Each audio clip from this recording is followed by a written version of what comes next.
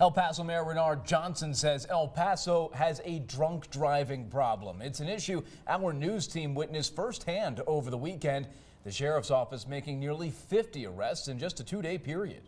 And local law enforcement and other agencies are tackling the issue head on, especially with Memorial Day weekend just days away, a time when officers say the risk to drivers is significantly higher.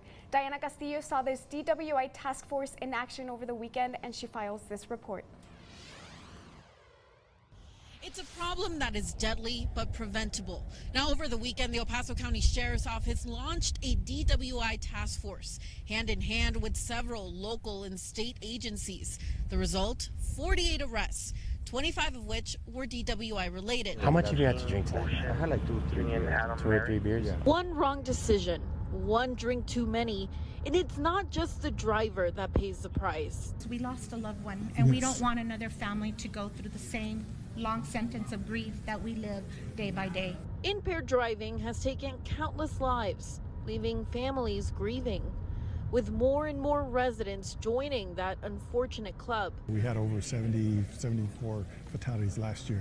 We have more fatalities on the streets of El Paso than we do homicides on that. That's the magnitude of the problem.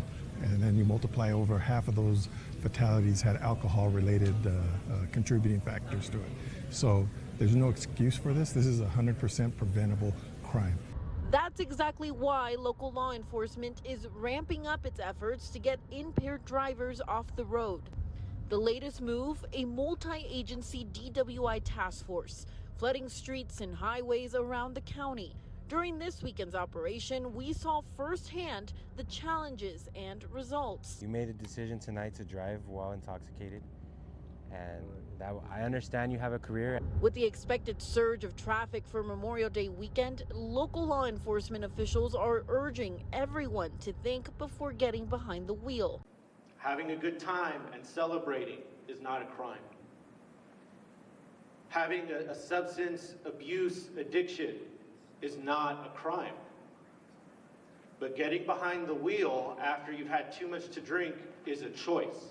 Several agencies, including the Sheriff's Office, say they plan to increase patrol through Memorial Day weekend. Now, they also encourage anyone who plans to drink to have a plan, whether that means having a designated driver or calling a rideshare. From Far East El Paso, Diana Castillo, KTSM 9 News.